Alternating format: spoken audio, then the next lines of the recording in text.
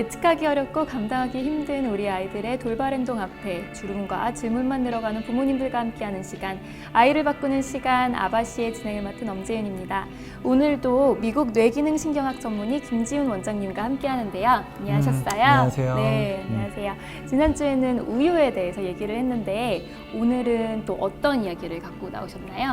오늘은 언어와 발달이 이제 느린 아이들, 그리고 이것이 어떤 요인이 숨어 있는지에 대해서 네. 말씀을 더 드릴까 해요. 요인이 되게 많을 것 같은데 지난주에는 우유가 아이들의 성장에 끼치는 영향에 대해서 얘기를 했었어요. 네, 네. 그럼 오늘은 음식 얘기는 좀 없고 다른 네, 오늘도 이제 음식 얘기가 좀 그래요? 포함이 돼 있긴 해요. 그래요? 음식 얘기가 들어면 뭔가 조금 더 흥미진진해질 것 같은데요. 네, 그러면은 언어부터 얘기를 해볼게요. 네, 언어 발달과 지연 발달에 대해서 얘기를 하는 건데 어떤 시점에서 언어가 발달을 하는 게 정상 범위 안에 들어갈까요?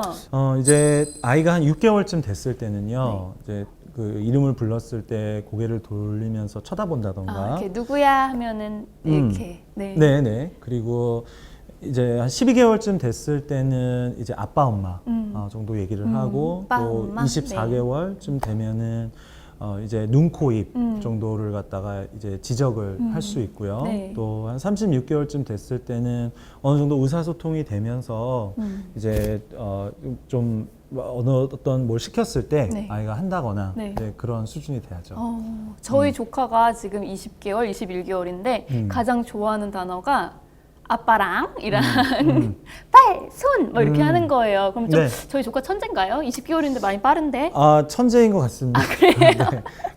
제가 조카 바보라서 모든 부모님의 마음이 좀 그렇지 않을까 싶어요. 네, 좋게 발달을 하고 있는 것 같네요. 네, 다행이네요. 네. 그렇다면 제 두 번째 질문은 언어와 발달 지연에 좀 다른 종류들이 있나요?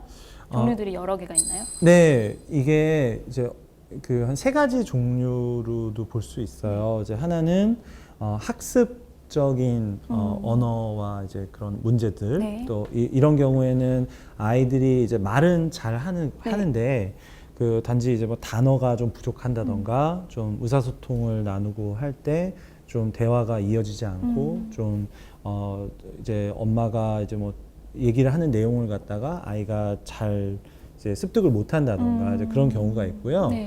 또 이제 두 번째로는 이 아이들이 이제 발성에 대해서 문제가 있을 수 있어요. 발성이라면 이렇게 얘기하는 톤을 얘기하시는 거예요? 아니면 톤도 포함되고 네. 또 아이가 실제로 그 이제 말을 이제 발음을 내는 거예요. 얼마나 소리를 잘 지르느냐 이게 아니라 얼마나 발음을 잘 하느냐. 잘 발음을 할 때. 네. 그래서 이것은 이제 실제로 그 대근육과 그런 목젖 근육과 이런 그 숨을 내뱉으면서 아이가 이런 그 미세한 그런 구강에 있는 그 근육들을 네. 조절을 얼마나 할 수 네. 있는 그런 기능을 네. 이제 반영을 하는 거고요. 그리고 이제 세 번째로는 이제 그런 비언어적인 언어 장애도 있어요. 비언어적인. 네. 그러니까 말을 사용하지 않는. 몸의 제스처, 이런 바디 랭귀지, 또 눈빛, 네네. 그리고 목소리에 담겨 있는 그런 톤, 이런 것들로도 이제 우리가 그런 메시지를 전달을 하잖아요. 제가 지금 끄덕끄덕끄덕 하고 있는 것도 어떻게 보면 비언어적인 소통이네요. 그렇죠. 네. 네. 그래서 이제 이런 것들을 갖다가 이제 좀 아이가 놓치고 있다. 이제 이런 것들이 좀 비언어적인 학습 장애, 네. 아니면 비언어적인 이런 언어적인 문제로도 이제 나타날 수 간주가 있는 거죠. 되겠군요. 네. 이제 언어라는 것은 여기 꼭대기에 있고 우리가 그러네요. 이제 그거를 아이가 달성을 하기 전에는 굉장히 밑단계에서부터 차근차근 이런 저차원적인 기능들이 이렇게 다 만들어져야 되는데 이제 오늘 말씀드릴 내용은요 아주 그 가장 바닥에 있는 그 기초적인 거예요. 근데 그게 바로 이제 균이에요. 균이요? 네. 세균 뭐 이런 네, 할 미생물균. 때 미생물균. 네. 균 하면은 좀 이렇게 더러울 때 우리 손에 득실득실하다. 뭐 그래서 손 닦아라 막 없애버려야 되는 거 아닌가요? 균이라면? 네, 그렇죠. 그래서 한국에서는 네. 이제 균 하면은 우리가 뭐 있거니 말거니 그냥 손을 웬만하면 많이 자주 씻고 네네. 또 뭐 항생제는 그냥 뭐 처방을 받아도 되고 뭐 그쵸. 좀 그런 식으로 인식을 하시지만 네. 실제 우리가 이제 균해를 바라보는 이 패러다임이 이제 많이 달라졌어요. 이제 예를 들자면 이제 미국 MIT 이제 그런 대학교에서는 이 오픈 바이옴이라고 해서 이제 건강한 사람들을 한 이제 뭐 10,000명으로 대상을 한다. 네. 그럼 그 중에서 정말 건강한 사람들만 이제 골라서 네. 그들의 변을 갖다가 이제 모아둬요. 변이면 똥이요. 네, 똥이요. 그래서 이 변을 모아둬서 이것을 이제 치료제로 네. 이제 활용을 하는 거죠. 그걸 네. 치료제로 활용을 이렇게 뭐 닦아요? 아니요, 이제 그것을 실제로 이제 캡슐에다가 네. 이렇게 담아서 네. 이거를 이제 먹는 거죠. 네. 네. 저 목소리 떨리는 거 들리세요? 네. 심지어 우리가 이렇게 치료가 안 된다라고 하는 자폐증 뭐 네. 이런 질환들도 실제로 건강한 아이의 그 변을 갖다가 이 자폐 아이한테 이제 이식을 네. 했을 때 네. 그 자폐 증상들이 이제 다 완쾌된다. 아니면은 좀 좋아진다. 이거 믿거나 말거나 막 그런 연구 결과 아니죠? 있습니다. 네. 진짜 과학적인 바탕에서 그렇죠. 나온 거죠? 네네. MIT면 아마 세계 최고 수준의 과학 대학교라고 알고 있는데 그 대학에서 나온 연구 결과가 건강한 사람의 똥을 먹으면 그러니까 네. 이게 이제 그런 건강해진다. 시프트가 있다라는 거죠. 우리가 이제 굉장히 별로 불필요하게 생각했던 네. 이런 그런 그러게요. 부분들이 상당히 우리 몸에는 필수적이고 우리 건강에 아주 그런 기둥적인 역할을 이제 한다라는 거죠. 지난번 에피소드에 이어서 이번에도 음. 받아들이기 쉽지 않은 얘기긴 하지만 왠지 흥미로운 것 같아요. 균. 네. 우리가 안 좋게만 생각했던 균, 특히 변에 관련된 균이 우리에게 도움이 될 수 있다. 네, 그럼 조금 더 들어보고 싶어요. 언어와 발달의 지연의 요인들, 원인들이 네. 뭐가 있을까요?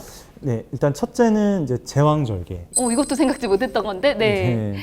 그래서 이제 옛날에 제왕절개를 이제 했었던 이유는 네. 이제 엄마가 이제 출산을 하는 과정에서 이제 건강이 좀 이제 뭐 혈압이 좀 위태로운 상황이라던가 맞아요. 아니면은 이제 뭐 쌍둥이를 배웠다거나 네. 이제 아니면- 그런 상황에서만 맞아요. 이런 제왕절개를 이제 진행을 했는데요. 어쩔 수 없는 상황에서 진행이 많이 네, 됐죠. 이제 연구 결과에 의하면은 이 제왕절개로 태어난 아이들과 또 이제 자연분만으로 태어난 아이들을 서로 비교를 해봤을 때 이 제왕절개로 태어나는 아이들의 그룹의 아이들한테 천식과 네. 또 비만, 뭐 아토피, 또 제1형 당뇨병, 네.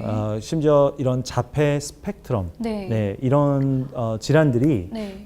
대략 한 20% 정도가 더 높게 나타난다고 굉장히 그래요. 높은 수치네요. 그게 네. 왜 그런 거죠? 그러니까 이 제왕절개라는 거가 이제 자연분만의 차이는 아이가 이제 출산을 하는 과정에서 이 엄마의 산도를 네. 통해서 태어날 때 네. 단순히 그 엄마가 이제 평생 지니고 온 이제 이런 그 미생물균들을 네, 아이가 이제 노출을 받는 거죠. 네, 이렇게 근데 이제- 열심히 나올 때. 네. 그래서 이제 아이가 단순히 그게 피부에 닿는 것만이 아니라 실제로 그 산도를 통하는 과정에서 아이가 그 미생물균들을 실제로 삼켜 먹으면서 그게 서서히 이 그 소장 기관으로 네. 이동을 하게 네. 되면서 장에 있는 그 미생물균 플로라를 갖다가 이제 구성을 한다라는 거죠. 네. 네. 근데 제왕절개로 태어난 아이들은 그 과정이 없기 때문에 이런 질환들에 더 노출이 되기 쉽다는 얘기인가요? 그렇죠. 그래서 이제 이런 균들이 네. 이제 우리가 불필요한 것들이 아니라 엄마 뱃속에 있을 때는 이제 굉장히 아무 균들도 없고 깨끗하고 이런 스테라일한 그런 안전한 환경이었는데 이제 애가 이제 바깥 세상으로 태어나게 됐을 때는 얘를 이제 해치우려는 그런 균들이며 그쵸. 뭐 그런 위험한 환경에 접하게 되잖아요. 그쵸.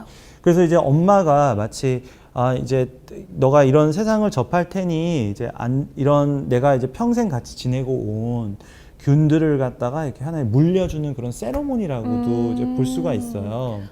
예, 근데 이제 한국에서는 이제 제왕절개를 이제 하나의 선택으로 네. 이제 보는 이제 현대인들의 시점이 그 달라졌죠. 그렇죠. 워낙에 그 산통의 고통이란 게 어마어마하다 보니까 많은 네. 어머님들이 물론 가장 좋은 방법으로 아이를 낳으시고 싶겠지만 그 고통이 너무 심하다 보니까 네. 제왕절개라는 방법을 선택하시기도 하시죠. 네. 네. 이제 어떤 나라들은 제왕절개율이 7% 미만이고요. 또 어떤 나라들은 뭐 훨씬 더 높고요. 그런데 7%가 낮은 거죠? 네, 낮은 거예요. 네.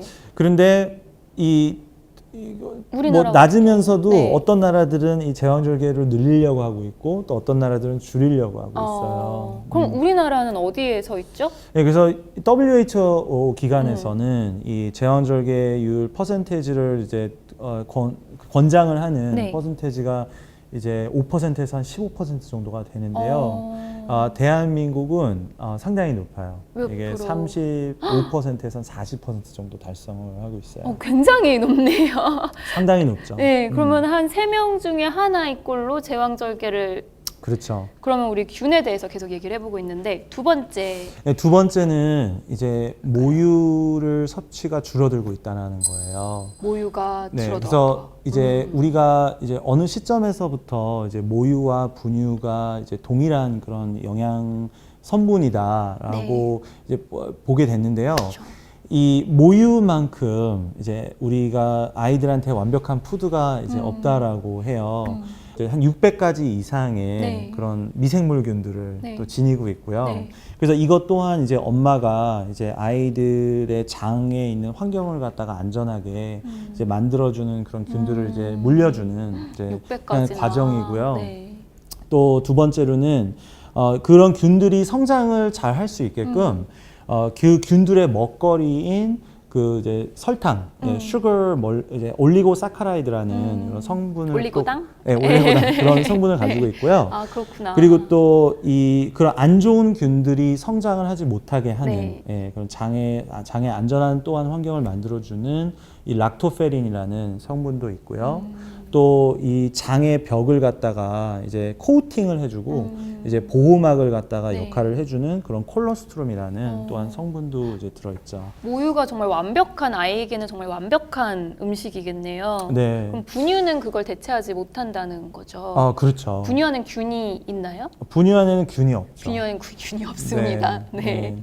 그리고 이제 연구 결과에 의하면은 이 브라운 대학교에서 이제 나온 연구인데 처음 태어났을 때 한 3개월을 이제 모유를 먹은 아이와 네. 또 모유와 분유를 섞인 아이들과 또 분유만을 먹은 아이들과를 이제 뇌의 그런 MRI를 찍어봤을 때 그 이제 언어와 또 이런 대근육을 조절을 하는 그런 뇌 부위와 네. 이런 거에 더 발달이 되어 있었다는 것을 관찰을 모유만 먹은 아이들이요? 네, 모유와 아이들이 네. 이런 아이들을 비교를 했을 때 더 네. 발달이 되어 있었다고 해요. WHO에서는 그 아이들이 이제 모유 섭취 기간을 갖다가 아이들이 원하는 기간만큼 네. 최대한 길게 이제 그걸 권장을 하는데요. 이제 아무래도 이제 한국에서는 이제 아이를 낳고 나서 이제 엄마가 이제 뭐 직장을 복귀해야 한다든가 그쵸. 그런 조건에 있다면은 이제 아무래도 짧아지겠고 네. 또 이제 분유에 대한 인식이 이제 그다지 이제 모유와 별 차이 없다라는 네. 생각이 있다면은 네. 이제 그 모유를 그다지 이제 권하지는 않겠죠. 그럼 최소한 이 정도는 먹여야 된다. 네, 나가 한 있다면. 기본 6개월은 기본 6개월이요? 네, 섭취를 권장을 하고는 있어요. 네. 그래도 이제 워킹맘들은 좀 힘드실 것 같아요. 그 부분에 있어서 네. 한 3개월 네, 쉬운 일은 쉬시고 아니겠죠. 바로 돌아가셔야 되는데 좀 어려운 얘기긴 하지만 그만큼 모유가 우리 아이들에게 너무나 좋은 음식이기 때문에 한번 생각해보면 좋을 부분이기는 하네요. 네, 네. 네, 그럼 세 번째 요인. 네, 세 번째 요인은 이제 항생제. 항생제면은 나쁜 균을 물리치는 약이잖아요. 네, 근데 네. 이게 단순히 선택적으로 나쁜 균만 없앨 수 있는 것이 아니라 실은 이제 좋은 균, 나쁜 균을 구별하지 않고 그냥 이제 무작정. 없앤다라는 정말요? 거죠. 그 베트남 전쟁 때 이런 네이팜 폭탄을 갖다가 베트남 거기 자연 그렇죠, 랜드에 자연 이제 생태계. 떨어뜨렸잖아요. 네, 네. 그런 것처럼 그런 이코시스템을 갖다가 파괴를 하는 이제 것이죠. 그 안에 있는 적들뿐만이 아니라 그 아름다운 자연들까지 파괴를 시키는 네. 그런 폭탄과 또 같은 존재라는 거죠. 네, 그래서 한국이 유난히 좀 문제가 되는 이유가 한국이 전 세계에서 항생제를 갖다가 가장 많이 처방을 하는 나라예요. 이 만 2살이 됐을 때 네. 평균적으로 한 아이가 이제 항생제를 한 4개 정도를 네, 한번 아플 4번 때마다, 정도를 네. 처방을 받는다고 네. 하고요. 근데 반면 이게 가장 낮은 이 노르웨이 같은 나라에 비교했을 때 한 7, 8배 정도가 된다고 그래요. 왜 한국은 이런 나쁜 거에는 다 1위인지 모르겠어요. 네, 이제 좀 씁쓸하네요. 서서히 바뀌었으면 네, 해요. 근데 제가 봐도 우리 아이들이 항생제 처방받는 항생제 양이 굉장히 많은 것 같아요. 저희 조카도 아직 어리긴 하지만 뭐 후두염이나 이런 거를 이렇게 뭐 어린이방 놀러 갔다 왔을 때 이렇게 달고 오는 경우가 많은데 그때마다 소아과에 가면은 뭔 약이 그렇게 많은지 먹여야 네. 되는 약이 많은지 참 마음이 많이 아프더라고요. 네. 네. 근데 이 항생제라는 게요, 이제 그 실제 뇌 발달하고 연관성을 지은 이유가 네. 우리가 이제 좋은 균과 나쁜 균 그리고 또 굉장히 강한 그런 슈퍼백테리아들이 실은 곰팡이들도 그렇고 이제 소량으로 이렇게 이제 그런 장의 그 이코시스템에 살아 있는데 항생제를 투여를 하고 이런 그런 균들을 갖다가 균들이 소멸이 되고 했을 때는 우리가 예를 들어서 뭐 설탕을 먹는다 네. 그런 이제 높은 과도한 탄수화물 섭취로 네. 이어진다 했을 때 이제 그거 당을 많이 먹고 자라는 균이 이제 더 번식을 할 수 있는 환경을 만들어주는 거죠. 그럼 그게 안 좋은 균인 거죠? 그렇죠. 그래서 이 대표적으로 자라는 균이 이제 칸디다 칸디다. 균이에요. 네. 그래서 이런 균 같은 경우에는 이제 굉장히 과도하게 이렇게 번식을 했을 때는 얘가 형태를 바꾸면서 이제 혈액으로 네. 이제 실제로 뇌 발달에 좀 문제가 될 수 있는 그런 물질들을 이제 많이 뿜어낸다던가 이제 몸에 이제 대사를 갖다가 낮추는 네. 에너지 생산율을 떨어뜨리는 그런 문제를 또 일으킬 수 있죠. 감기균을 죽여보자고 먹였던 항생제가 네. 우리 아이들의 장 속 건강과 그 생태계를 파괴를 해서 그게 뇌에까지 영향이 간다는 거군요. 네, 그래서 우리 아이들에게 언어나 발달에 지연이 좀 올 수도 있다. 네, 네. 어떻게 해야 되는지 모르겠어요. 어떻게 하는 거예요? 우리 아이를 건강하게 키우는 건지 들으면 들을수록 조금 답답해지는 건 사실인 것 같아요. 네, 그럼 네 번째 네 번째 요인은 이제 밀가루 섭취가 늘었다는 거예요. 밀가루요. 네. 그냥 탄수화물 전체적인 게 아니라 밀가루. 네, 특히 밀가루, 탄수화물 섭취가 아니라 밀가루. 이 밀가루가 이제 저도 이제 개인적으로는 제가 어릴 적 이제 대치동에서 살았는데요. 네. 초등학교 3학년 때 이민을 가기 전에 밖에서 외식을 했을 때 밀가루를 섭취를 했었던 그 한 식당은 네. 돈가스를 판매했던 식당 돈가스, 딱 하나뿐이었어요. 그쵸. 외식의 대명사 돈가스. 네. 네. 예, 근데 이제 지금 네. 밖에 나가서 길거리만 돌아다녀 보게 됐을 때 맞아요. 뭐 정말 밀가루를 안 볼 수가 없는 상황이잖아요. 맞아요. 뭐 백화점 지하 1층만 내려가도 맞아요.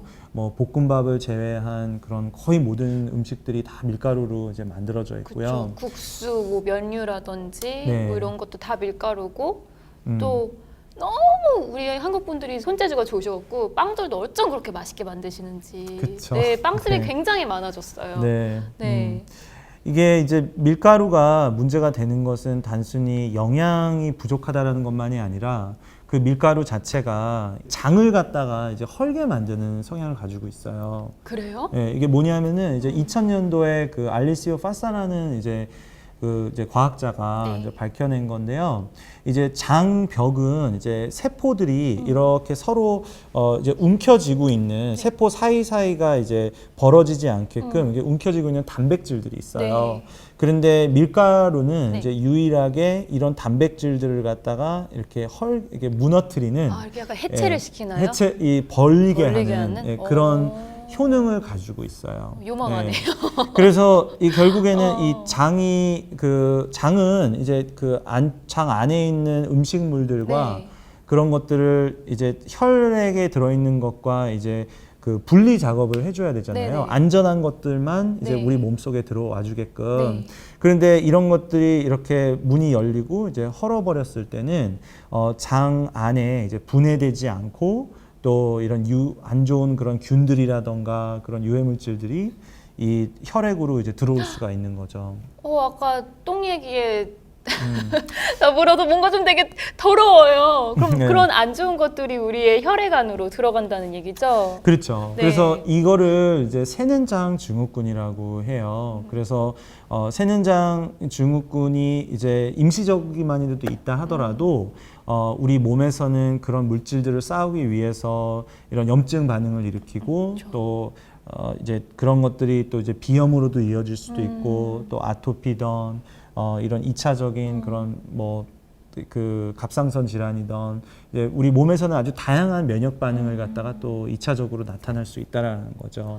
근데 그 중에서의 하나가 이제 뇌에서도 이제 반영이 되는 부분이에요. 그렇겠네요. 그리고 또 이런 세는장 증후군과 이런 면역 반응이 나타났을 때는 이제 문제가 되는 것은 몸이 언제나 그 물질들과 늘 싸우고 있기 때문에 그 마치 전쟁에 계속 이제 참여하는 거예요. 그러니까 그런 이제 싸우고 나서의 남은 시체들, 네. 그런 세포가 이제 그 소멸이 되면서 남은 것들, 이제 그런 것들이 다 이제 몸에 어디에 가다 두냐, 이제 이런 사이너스에 남는 거예요. 여기요? 네, 사이너스 다양한 이런 그 몸에 이제 네. 저장되는 공간에 남아두게 되는데 이제 뭐 림프 막 이런 곳 네, 얘기하시는 그렇죠. 거예요? 그러니까 그게 이제 2차적으로 이제 비염으로 이어질 수 그래서 있고 비염으로. 또 비염을 가졌을 경우에는 아이들이 이제 그런 후각적인 네. 발달이 네. 또 그만큼 자극이 덜하기 때문에 또 이게 또 2차적으로 또 뇌에 들어오는 자극을 갖다가 또한 제한을 시킬 수가 있다는 거죠. 뱃속에 아무리 좋은 균들이 있어도 그런 장의 벽이 열리고 안 좋은 물질들이 나가기 시작하고 그게 네. 온몸을 돌면서 뇌에도 영향을 하면 어떻게 방법이 없겠네요. 맛있다고 먹었는데 우리 몸 안에서 이렇게 안 좋은 일을 하고 있을 줄이야. 저 진짜 면류 너무 좋아하거든요. 솔직히 네. 우리 아이들도 먹을 때 가장 쉽게 먹는 게 면이에요. 이렇게 하얀 소면 해주면 얼마나 잘 먹어요. 그렇죠. 근데 네. 그게 우리 아이들한테 그런 안 좋은 영향을 우리 아이들의 장 속에서 그런 안 좋은 영향을 끼치고 있었다니 좀 네. 뭔가 마음이 답답해요. 네, 그래서 이 글루텐이라는 네. 것이 상당히 주목을 많이 받잖아요. 네네. 이제 마트를 가시게 되면은 이제 글루텐 프리 네. 파스타, 네. 뭐 심지어 뭐 한국에서는 이제 뭐 쌀 파스타, 뭐 네. 쌀빵 이런 요즘 그런 것들이 거 많아요. 좀 더 이렇게 그런 거를 찾는 소비자들이 이제 늘고 있거든요.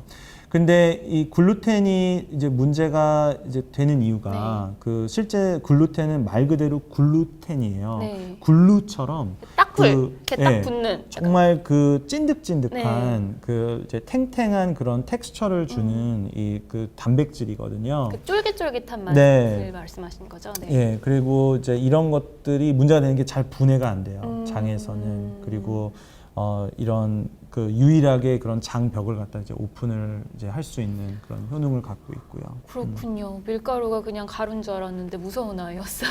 네, 네, 네. 참 무섭죠. 그 2000년도에 아직 그 이제 뉴트리셔널 뉴로사이언스라는 그 이제 학지에 발표된 논문이 있는데요. 네. 이제 그 70명의 자폐 아이들을 대상으로 해서 이제 밀가루와 이제 글루텐을 네. 차단을 한 그런 이제 GFCF라는 식단이 있어요. 근데 이거를 진행을 했더니 3개월 사이에 이제 81%의 참가자들이 아이들이 이제 눈 맞춤, 뭐 학습, 산만함, 불안함, 이제 이런 상태 이런 증상들이 좀 좋아졌다라고 이제 많이, 발표를 한 네. 내용이 있어요. 우리 아이들의 그런 감당할 수 없는 행동들 정말 혹은 떨어지는 사회성 때문에 많이 걱정하셨던 부모님들이 네. 이 얘기를 들으면 너무 희소식으로 받아들이실 수 있을 것 그쵸. 같은데요. 네. 밀가루 하나 줄이는 것만으로 현상이 80%가 완화가 됐다는 거는 정말 그나마 그 와중에 되게 좋은 이야기인 것 같습니다. 네네. 네. 그러면 5번째 다섯 번째 요인은 이제 글리포세이트예요. 글리포세이트요. 아마 글리포세이트 하면은 이제 들어보지 못한 분들이 이제 많을 텐데 이건 농약이에요. 농약. GMO 옥수수와 콩, 설탕, 밀 네. 이제 이런 것들이 주로 이제 글리포세이트의 저항성을 가지고 있거든요. 그래서 마구잡이하게 뿌려도 그런 잡초들만 죽고 이제 그 식물 자체들은 실제로 네. 죽지 않는다는 네. 거죠. 네. 이게 이제 언어와 이런 발달에 굉장히 밀접한 연관성을 가진 이유가 이 글리포세이트라는 것은 이 항생제로 또 역할을 해요. 우리가 아까 얘기를 나눴던 항생제. 네. 좋은 균만 죽이는 게 아니라 그 생태계를 아예 파괴시켜 버린다는 그 항생제와 네, 같은 네. 작용을 한다고요. 그런데 글리포세이트에 대한 특징이 있다면은 이 항생제 역할 중에서도 좋은 균들을 소멸을 시키는데요. 그 균들 중에 굉장히 중요한 역할을 하는 게 있어요. 네. 이 균은 우리가 이제 먹거리를 줬을 때 그거를 먹고 나서 이제 뇌가 발달을 할 수에 네. 도움이 되는 그쵸. 이런 예를 들어서 운동성이나 동기부여와 이제 연관성이 있는 도파민을 네. 또 이제 생산을 해준다던가 호르몬들, 또 이런 인지에 도움이 되는 세로토닌을 네. 만들어주고 또 엽산 이런 그 대뇌 피질 발달에 도움이 되는 엽산 네.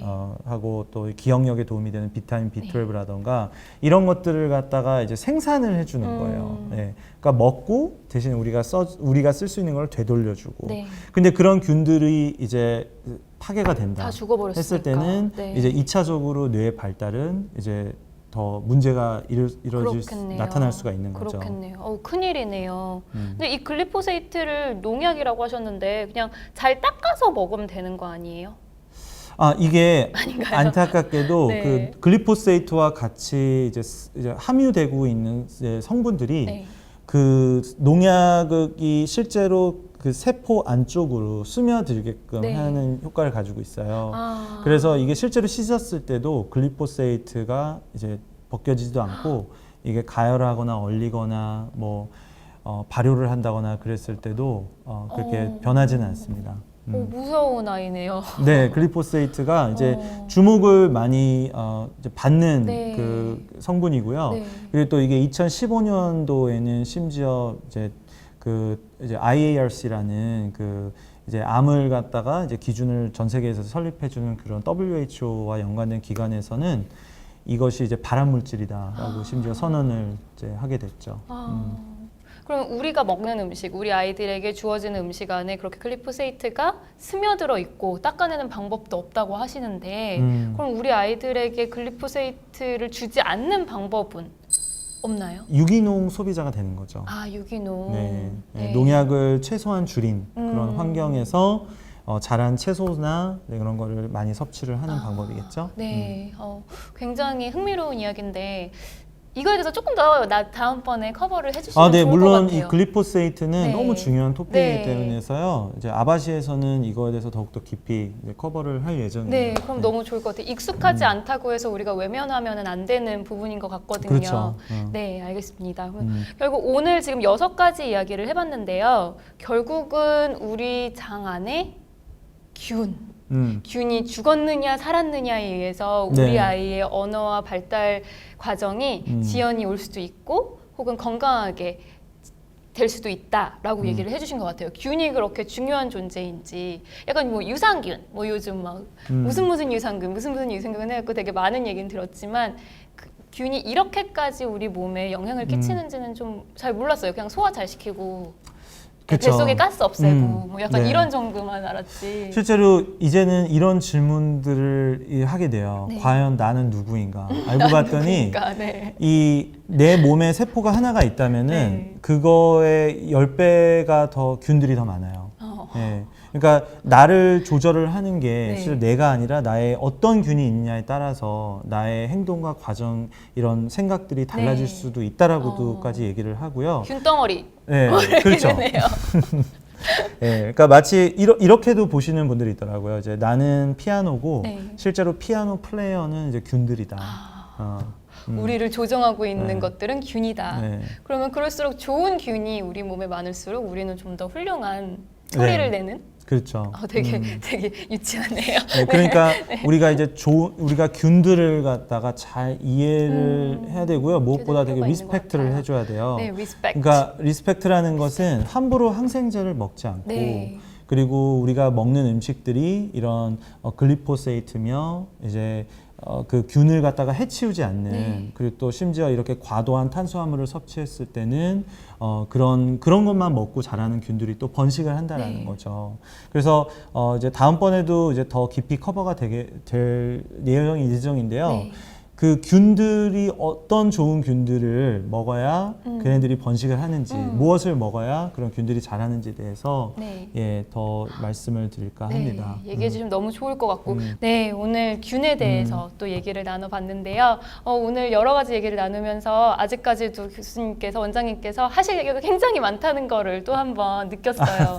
굉장히 아시는 네. 것도 많고 또 우리가 알아야 할 것도 굉장히 많은 얘기를 나눈 시간이었던 것 같습니다. 그럼 다음번에 아까 얘기해 주신 대로 뭐 글리포세이트라든지 뭐 다른 부분에 대해서 더 얘기를 나누게 될 거니까요. 다음번에도 또 즐겁게 시청해 주셨으면 좋겠습니다. 네, 그럼 오늘 말씀 감사합니다. 네네, 감사합니다. 네, 감사합니다. 네. Honey, give it one more chance.